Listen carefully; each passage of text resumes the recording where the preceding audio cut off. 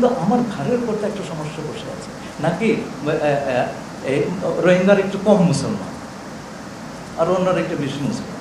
আমার কিন্তু খুব লজ্জা লাগে যখন বাইরে আমাকে জিজ্ঞেস করে তোমার দেশে তো রোহিঙ্গা নিয়ে কথাবার্তা নেই, তোমরা অন্য বিষয় নিয়ে কথা বলো। ভাই, আমার প্রায়োরিটি তো আমাকে বুঝতে হবে। আমি সবাইকে আহ্বান করবো যে দেখুন, বাইরের কথা আলাপ নিশ্চয়ই করবেন, কিন্তু ঘরের সমস্যা এইটা নিয়ে প্রথম দাঁড়িয়ে যাবেন, তা নাহলে পরে আমরা দেশের স্বার্থ রাখতে পারবো না। ব্রেকফাস্ট, টিফিন কিংবা স্ন্যাক টাইমে মজাদার আয়োজন মানে অল টাইম ব্রেড। তার দিন দুই আগে আমেরিকার ডেপুটি ন্যাশনাল সিকিউরিটি অ্যাডভাইজারের সঙ্গে আমার আলাপ হয়, উনি ফোন করেছিলেন। সেখানে আমার নানান বিষয়ে আলাপ হয়েছে।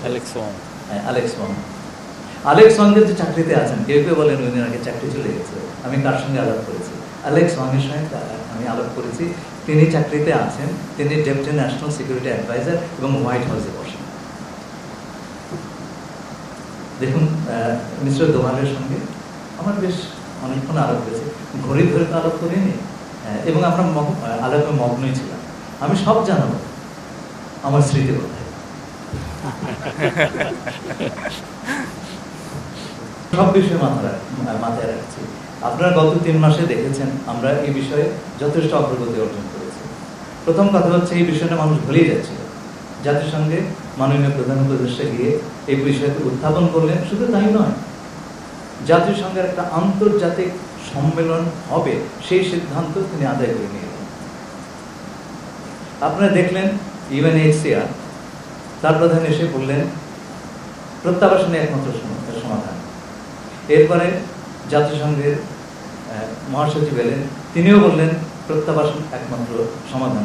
আমরা গেলাম চীনে, সেখানকার জয়েন্ট স্টেটমেন্টে আপনি দেখবেন প্রত্যাবাসনের সমাধান।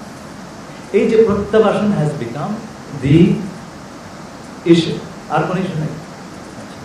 এবং প্রত্যাবাসনের ব্যাপারে আমরা একটা প্রথমবারের মতো একটা সংখ্যা পেলাম।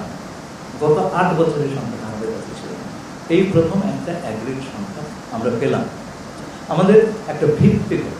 এখন কথা হচ্ছে, আপনি তো একটা জনগোষ্ঠীকে আগুনের মধ্যে ঠেলে দিতে পারেন না, তার নিরাপত্তা আপনাকে দেখতে হবে। এবং সেইখানে গিয়ে তারা তাদের জীবনযাত্রা যাতে শুরু করতে পারেন, তার একটা এনেবলিং এনভায়রনমেন্ট, এটা আমাদের নিশ্চিত করার ব্যাপারে কাজ করতে হবে। এটা আমরা একা পারবো না, সবার সঙ্গে আলাপ করে করতে হবে। এবং আমি আবারও বলছি, সবার সঙ্গে আমাদের যোগাযোগ আছে, সবার সঙ্গে, কাউকে বাদ দিয়ে আমরা এই কাজ করছি। আরাকানে যাতে শান্তি এবং স্থিতি কিছুটাও দ্রুত ফিরে আসে, সেইখানকার যে অত্যন্ত কঠিন একটা মানবিক সমস্যা, হিউম্যানিটারিয়ান সিচুয়েশন যাচ্ছে, সেইটা নিরসনের জন্য আমরা আন্তর্জাতিক সংস্থাগুলোর সাথে, বিভিন্ন দেশগুলোর সাথে কাজ করছি এবং যত দ্রুত সম্ভব আমরা চেষ্টা করছি সেখানকার হিউম্যানিটারিয়ান সিচুয়েশন যাতে আমরা কিছুটা হলেও নিরসন করতে পারি। সেই জন্য দরকার হচ্ছে দুপক্ষে, বিবদমান দুই পক্ষের আপনার যুদ্ধের বিরুদ্ধে। এবং আমি আপনাদেরকে বলতে পারি যে আমাদের সঙ্গে আলোচনায় প্রতিমান হয়েছে যে হিউম্যানিটারিয়ান সাপোর্ট যখন আমরা জাতিসংঘ যখন দেবে, যেটাতে আমরা সাহায্য করব, সেই সময়টাতে দুই পক্ষই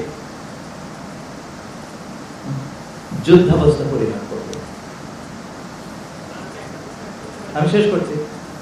এবং তার থেকে একটা স্থিতির সূচনা হবে বলে আমরা আশা করছি। সেই মুহূর্তটার জন্য আমাদের অপেক্ষা করতে হবে, খুব বেশি দেরি নেই সেটা। এবং সেই সময় থেকে আমরা প্রত্যাবাসনের ব্যাপারে একটা বাস্তব আলোচনা